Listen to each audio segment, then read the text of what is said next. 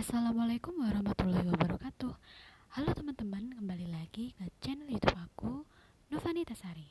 Kali ini aku akan membahas tentang Atonia uteri sesuai request salah satu subscriberku.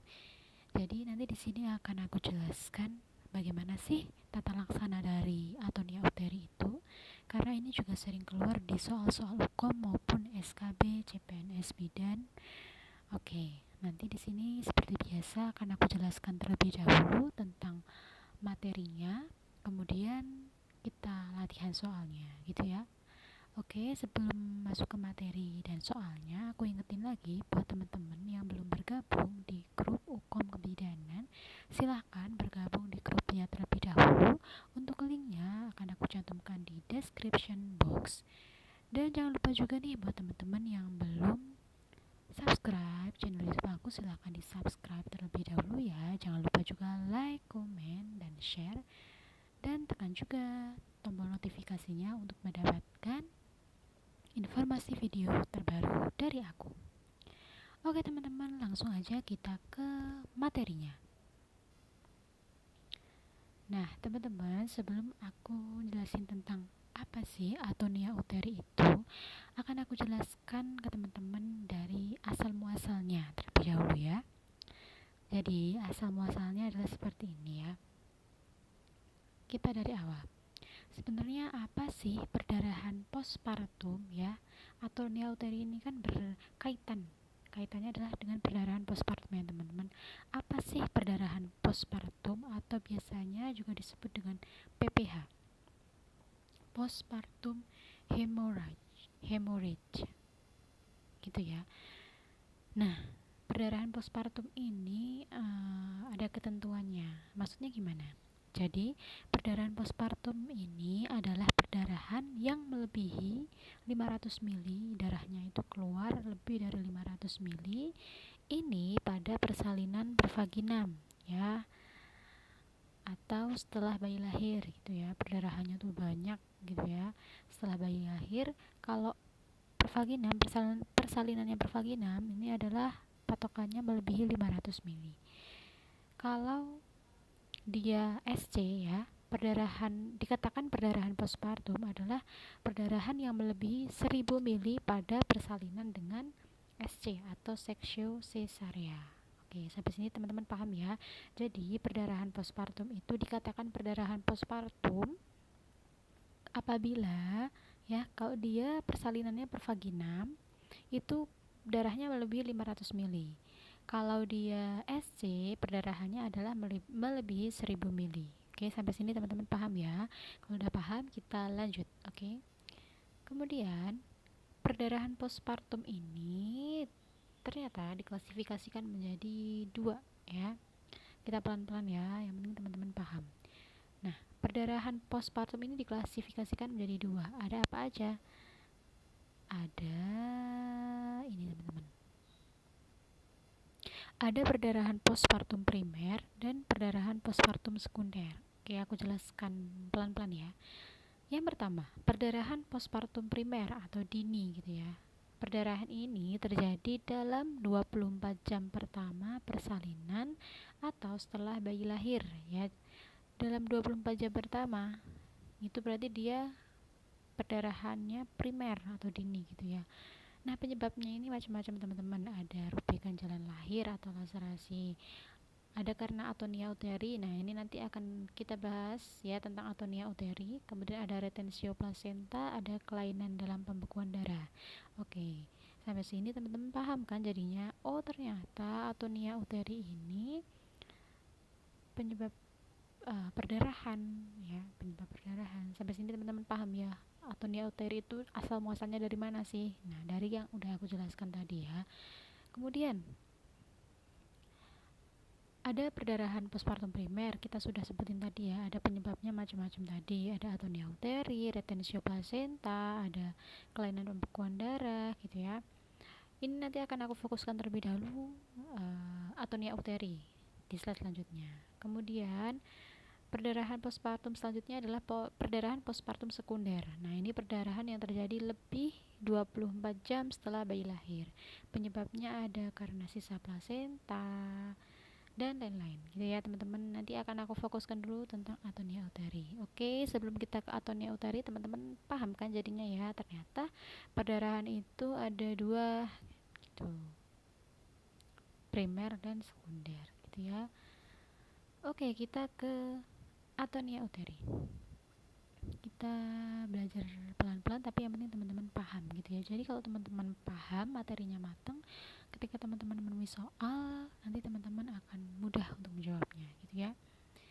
Nah, apa itu atonia uteri? Ya, atonia uteri adalah keadaan di mana rahim itu tidak berkontraksi setelah melahirkan. Normalnya itu kan harus kontraksi. Teman-teman kan biasanya ngecek kan kontraksinya harus keras gitu ya. Terus kondisi ini dapat menyebabkan perdarahan postpartum yang dapat mengancam jiwa. Nah, kalau nggak berkontraksi ya, kontraksi ini umumnya terjadi setelah melahirkan. Kenapa dibutuhkan adanya kontraksi? Yaitu untuk menekan pembuluh darah yang menempel pada plasenta dan mencegah perdarahan. Jadi kontraksi ini gunanya adalah untuk menekan pembuluh darah yang menempel pada plasenta untuk mencegah perdarahan ya. Kalau kontraksinya jelek, nanti akan mengalami perdarahan tadi ya teman-teman. Nah, otot-otot rahim ini berkontraksi dan menyusut untuk mengangkat plasenta. Jika otot uterus tidak cukup kuat untuk berkontraksi, akan terjadi perdarahan ya. Situasi ini membutuhkan perawatan darurat untuk menghentikan perdarahan dan mengganti darah yang hilang. Jadi sampai sini teman-teman paham ya, kenapa sih dibutuhin kontraksi yang keras atau yang baik gitu ya dalam persalinan atau setelah bayi lahir itu. Gitu ya teman-teman, sampai sini teman-teman paham ya. Oke, kita ke next slide. Nah, kemarin tuh ada yang tanya ke aku, Kak, kira-kira gimana sih atonia uteri itu, apakah boleh ditangani di PMB atau praktik mandiri bidan? Ibaratnya gini teman-teman, misalnya teman-teman nolong nih persalinan di PMB, ada pasien, dia kontraksinya jelek gitu kan, ya teman-teman berikan tata laksana dulu gitu. Nggak mungkin kan teman-teman langsung rujuk tanpa teman-teman lakukan tata laksana gitu. Ada bagannya, jadi ada bagannya, teman-teman silahkan nanti baca-baca, ada bagannya ibaratnya gitu. Boleh ditangani di PMB gitu ya. Ada ketentuan kapan rujuk, kapan kalau kontraksinya udah baik ya udah kita evaluasi terus kondisi ibunya. Nah, ada bagannya gitu ya teman-teman ya. Jadi jawabannya adalah bisa ditangani di PMB, tapi ada catatan, ada rujuk kalau udah kondisi tertentu. Nah, teman-teman silahkan dibaca bagannya. Nanti setelah ini akan aku jelaskan bagan penanganan atonia uteri gitu ya. Nah, bagaimana tata laksana atonia uteri di PMB? Nah, gunakan tata laksana atonia uteri menurut bagan tata laksana atonia uteri menurut APN, asuhan persalinan normal. Biasanya kan di PMB bidan-bidan sering nempel kayak gini ya di PMB-nya. Jadi apa sih tata laksananya kalau terjadi atonia uteri gitu ya. Oke, next ya. Nah, terus bagaimana tata laksana atonia uteri di puskesmas atau RS? Nah, penanganan ini dilakukan oleh tim, maka pemasangan infus pemberian uterotonika ya. Uterotonika ini untuk merangsang kontraksi itu, contohnya oksitosin gitu ya. Kemudian KBI, kompresi bimanual interna ya. Contoh KBI kayak gini ya teman-teman ya. Masih ingat ya waktu kuliah teman-teman pasti sudah diajarkan ya. Kemudian next, nah kita belajar pelan-pelan tentang bagan. Nah mungkin teman-teman kalau belum menjumpai soal, teman-teman akan bingung baca bagannya. Tapi pelan-pelan aku jelasin dulu bagannya. Kalau udah nanti kita ke soal, misalnya teman-teman nanti masih bingung, kita kembali ke bagan lagi gitu ya. Nah, penata laksanaan atonia uteri. Oke, aku zoom ya. Nah jadi kalau udah terjadi atonia uteri ya teman-teman,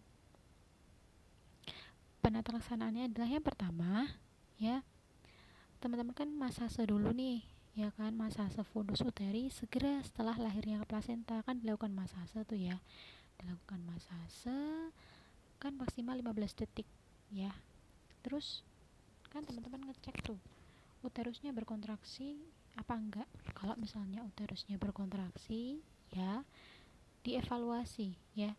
Jika uterusnya berkontraksi tapi perdarahannya terus-menerus berlangsung, periksa apakah perineum vagina dan serviknya mengalami laserasi atau enggak.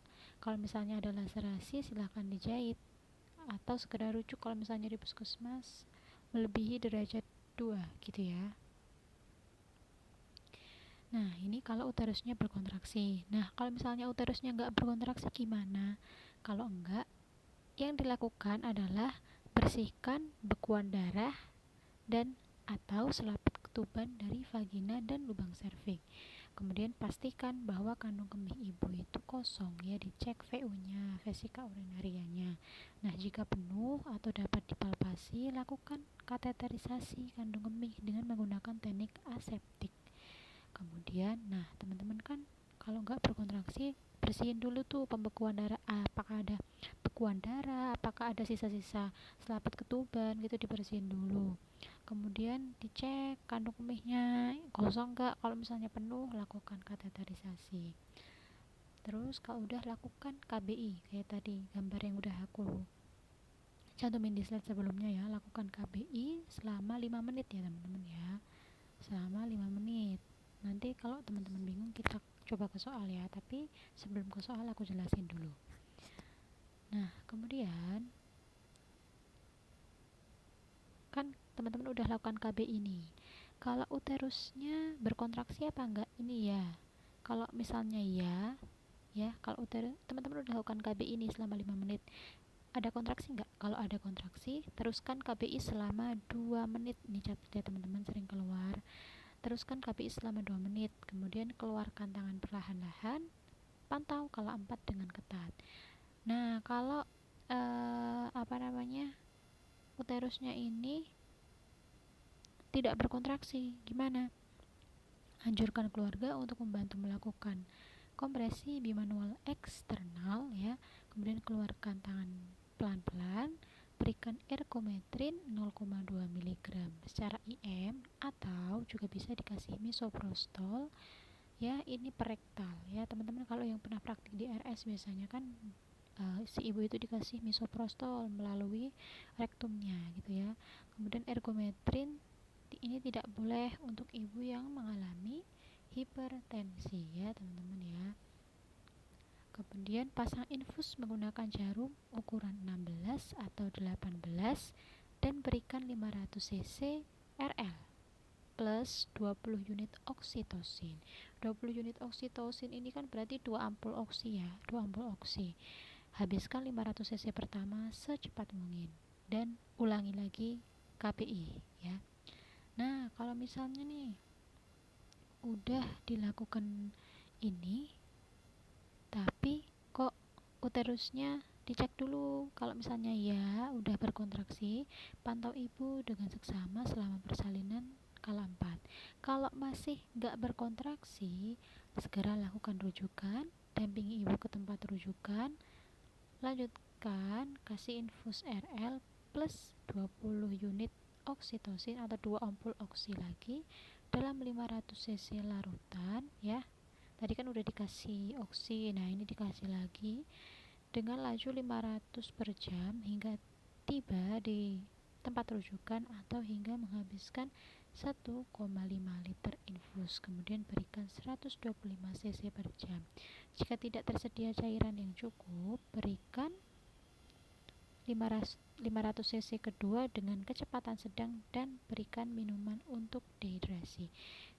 Aku pernah baca juga ada bagan itu, kalau misalnya di sini ya teman-teman, ketika melakukan rujukan ini biasanya ada di sini tuh pasang tampon kondom kateter.